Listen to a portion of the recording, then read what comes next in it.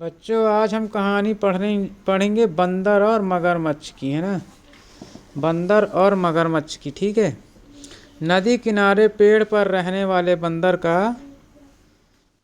किसके किनारे? नदी किनारे, है ना। नदी किनारे पेड़ पर रहने वाले बंदर का एक मगरमच्छ अच्छा मित्र था। बंदर अपने मित्र को प्रतिदिन मीठे फल खाने के लिए देता था। एक दिन मगरमच्छ की पत्नी ने कहा, यदि फल इतने मीठे हैं तो इसे खाने वाले का दिल कितना मीठा होगा, है ना। मगरमच्छ फल खाता था ना। मुझे उसका दिल लाकर दो। मगरमच्छ ने बंदर से कहा कि उसकी पत्नी ने उसे घर बुलाया था। बंदर मगरमच्छ की पीठ पर बैठकर चल पड़ा। बीच नदी में पहुंचने पर मगरमच्छ ने बंदर को बताया कि उसकी पत्नी उसका दिल खाना चाहती थी। उसने उससे झूठ कहा था। चतुर बंदर ने कहा, मैं तो दिल पेड़ पर छोड़ आया हूँ, चलो लेकर आते हैं। ज्यों ही मगरमच्छ किनारे पहुँचा, बंदर उछलकर पेड़ पर चढ़ गया। उसने मगरमच्छ से कहा, जाओ अब कभी लौट कर मत आना। शिक्षा, मुसीबत पड़ने पर सूझ से काम लेना चाहिए, है ना। देखो बंदर ने सूझबूझ का इस्तेमाल किया, समझदारी का इस्तेमाल किया तो बच गया, है ना। नहीं तो मगरमच्छ खा जाता, उसको दिल निकाल लेता। अगली कहानी है नाग और मेढक राज की। एक मेढक राज को उसके राज्य के मेढक पसंद नहीं करते थे। उसने क्रोधित होकर अपना राज्य छोड़ने तथा सबको सबक सिखाने का निश्चय किया।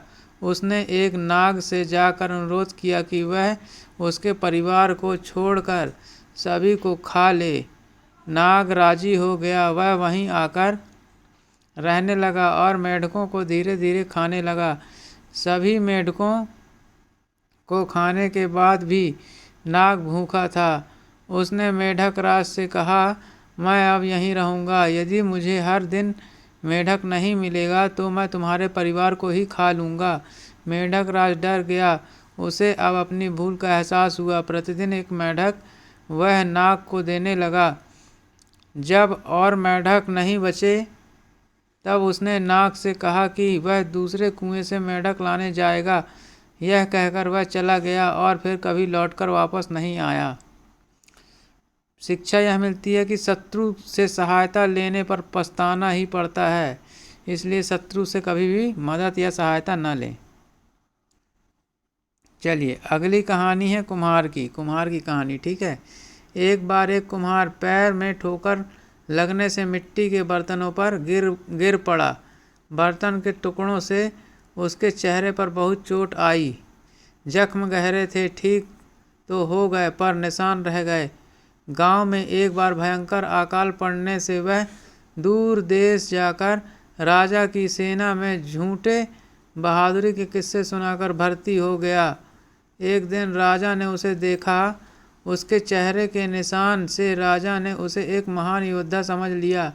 राजा उसे बहुत पसंद करने लगा और अपनी सेना में प्रमुख स्थान दे दिया। एक दिन राजा ने उससे पूछा कि किस युद्ध में वह घायल हुआ था। कुम्हार ने अपने घायल होने की कथा राजा को सुना दी। राजा धोखे में रखे जाने के कारण बहुत क्रुद्ध हुआ। उसने अपने सैनिकों को उसकी पिटाई करने की आज्ञा दी। कुम्हार ने बहुत अनुनय किया कि एक बार उसे शक्ति दिखाने का अवसर दिया जाए, पर राजा ने उसकी एक न सुनी। शिक्षा, सदा सत्य बोलना चाहिए। देखो कहानी से देखो ये शिक्षा मिलती है कि सदा सत्य बोलना चाहिए, नहीं तो इसी तरह से भोगना पड़ता है, ठीक है। झूठ बोलने वाले सावधान रहो, इसीलिए बोलते हैं हमेशा सत्य बोलना चाहिए, नहीं तो कुएं में जाके फिर गिरता है आदमी। अगली कहानी है शेरनी की दया। एक बार एक शेर को दिन भर शिकार ढूंढने के पश्चात भी कुछ न मिला। घर वापस लौटते समय उसे सियार का एक बच्चा मिला। बच्चे को उठाकर शेर घर ले आया। उसने बच्चे को शेरनी को खाने के लिए दिया। शेरनी को उस पर दया आ गई। वह तीसरे बच्चे की तरह अपने बच्चों के साथ उसे पालने लगी। वह शेर के दोनों बच्चों के साथ बड़ा होने लगा। एक दिन उधर से जाते हुए हाथी को देख शेर के बच्चे उस पर हमला करना चाहते थे, पर सियार के बच्चे ने उन्हें रोक दिया। शेर के बच्चों ने माता पिता को यह बताया और सियार के बच्चे का मजाक उड़ाया। क्रोधित होकर सियार के बच्चे ने उन्हें मारने की धमकी दी। यह सुनकर शेरनी को बहुत बुरा लगा और शेरनी ने उसे बताया कि किस प्रकार दया दिखाकर उसने उसे पाला था,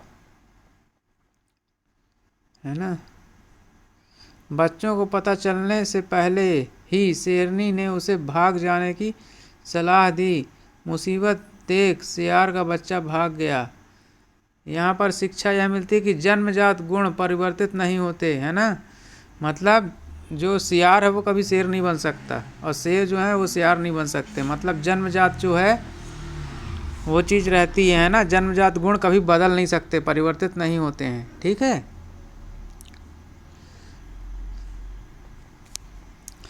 मतलब लड़की लड़का नहीं बन सकती। लड़की का जन्मजात है कि वो लड़की है तो लड़की ही रहेगी, है ना। लड़का है तो लड़का ही रहेगा। चलो अगली कहानी है हाथी और सियार। हाथी और सियार की कहानी, ठीक है। एक हाथी को अपनी शक्ति और क्षमता पर बहुत घमंड था। वह जंगल के राजा शेर का तनिक भी आदर नहीं करता था। एक दिन भोजन ढूंढते हुए एक चतुर सियार ने उसे देखा। हाथी को अकेला देख उसे एक युक्ति सूझी। उसने हाथी की प्रशंसा कर कहा कि वह पास के जंगल में रहता था। वहाँ के जानवर एक राजा ढूंढ रहे थे। हष्ट पुष्ट होने के साथ साथ उसमें राजा के सभी गुण थे। सियार ने हाथी से राजा बनने का अनुरोध किया। हाथी अपनी प्रशंसा सुनकर फूला नहीं समा रहा था। वह खुशी खुशी सियार के साथ चल दिया। जाते समय उसे गड्ढा नहीं दिखा और हाथी उसमें गिर गया। उसने सियार से सहायता मांगी पर उल्टा सियार उस पर झपट पड़ा। किसी तरह हाथी ने सियार से जान बचाई और भाग गया। शिक्षा यहाँ पर यह मिलती है कि घमंड कभी नहीं करना चाहिए, ना ही किसी अनजान व्यक्ति का भरोसा, है ना। देखो हाथी उस पर भरोसा करके फंस गया ना, और घमंड भी रहा हाथी को, इसलिए घमंड कभी नहीं करना चाहिए और अनजान व्यक्ति पर भरोसा भी नहीं करना चाहिए। चलिए अगली कहानी है चालाक शेर। किसी गुफा में एक शेर रहता था। एक दिन जब वह सो रहा था तब कहीं से एक चूहा घुस आया। वह सोए शेर पर उछला कूदा करता था। शेर थोड़ा परेशान तो होता था पर कुछ कहता नहीं था। धीरे धीरे चूहे की शरारत बढ़ने लगी। वह सोए शेर के कान में घुसता तो कभी नाक में गुदगुदी करता। शेर भी अपना धीरज खोने लगा। एक दिन शेर को एक बिल्ली मिली। शेर ने कहा, मेरे साथ चलो, मैं रोज़ तुम्हें अच्छा खाना दूंगा। दोनों गुफा में आए। बिल्ली को देख चूहा डरकर छिप गया, किंतु भूखा वह अब तक छिपा रहता। बाहर निकलते ही बिल्ली ने उसे धर दबोचा। शेर अत्यंत प्रसन्न हुआ क्योंकि उसकी समस्या स्वतः सुलझ गई थी। अब शेर ने बिल्ली को भोजन देना बंद कर दिया था। बिल्ली समझ गई कि वह शेर के द्वारा ठगी गई थी। वह चुपचाप वहाँ से चली गई। शिक्षा, अवसरवादियों से सावधान रहना चाहिए। अवसरवादियों का मतलब है जो तुमको लालच दें, प्रलोभन दें, अवसर दें, उनसे सावधान रहना चाहिए ना, अवसरवादियों से। चलो अगली कहानी है साहसी स्त्री। साहसी स्त्री की कहानी सुनते हैं अब, ठीक है। एक जंगल में बहुत सारे बंदर रहते थे। जंगल के बाहर बने मंदिर में वे बंदर आते रहते थे। एक बार बंदरों ने मंदिर की घंटी चुरा ली। वे उससे खेलने लगे। उसकी तेज आवाज़ से उन्हें मज़ा आ रहा था। गांव के लोगों ने समझा कि जंगल के राक्षस ने घंटी चुरा लिया था। कोई उस घंटी को लाने के लिए या राक्षस का सामना करने के लिए राजी नहीं था। अंततः एक स्त्री जिसने बंदरों को घंटी से खेलते देखा था वहां जाने के लिए राजी हुई। वह टोकरी में उसने ढेर सारा खाने का सामान लिया और जंगल में जाकर उसने पेड़ के नीचे उन्हें रख दिया।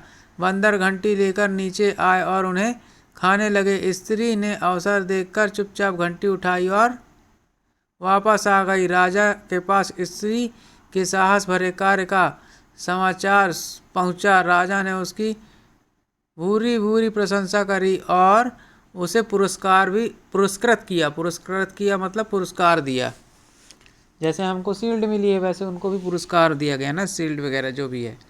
शिक्षा यहाँ पर यह मिलती है कि साहस और चतुराई से किसी भी समस्या का हल निकाला जा सकता है ना। काहे से? साहस और चतुराई से। साहस और चतुराई तो समझते हो ना। साहस मतलब शक्ति, साहस मतलब कॉन्फिडेंस, विश्वास, शक्ति, ठीक है। और चतुराई मतलब बुद्धि, बुद्धि का सही इस्तेमाल, चतुराई। अगली कहानी है ना समझ गधा। एक धोबी के पास एक गधा और एक कुत्ता था। गधा खूब परिश्रम करता था मतलब बहुत मेहनत करता था, और कुत्ता खाता और सोता था। फिर भी गधा कभी शिकायत नहीं करता था। एक रात एक चोर ने धोबी के अहाते में घुसने की चेष्टा करी। कुत्ता बेसब्र सो रहा था। कुत्ते के पास बैठे गधे ने कुत्ते को जगाया, चोर से सावधान किया, पर कुत्ते ने अनसुनी कर दी। गधे ने कई बार कुत्ते को बताया, पर उसके कानों तक जू न रेंगी मतलब उसको सुनाई तक नहीं दिया, है ना। वह करवट बदलकर चुपचाप सोता रहा। कोई उपाय न देखकर अपने मालिक को बचाने के लिए असहाय गधे ने जोर जोर से रेंकना शुरू कर दिया, मतलब बोलने लगा, चिल्लाने लगा, है ना। धोबी की नींद खुली। वह बाहर आया तो चोर झाड़ी में छिप गया। धोबी ने चारों ओर देखा पर उसे कुछ न दिखा। आधी रात में नींद खराब होने से उसे बहुत नाराजगी हुई और उसने गधे की खूब पिटाई कर दी। अंत में शिक्षा यह है, अपने काम से काम रखना चाहिए, है ना। ज़्यादा फ्री में हल्ला नहीं करना चाहिए। वे मतलब में पिटाई हो गई ना उसकी हल्ला करने से, है ना। इससे बेहतर उसका नुकसान ही हो जाता।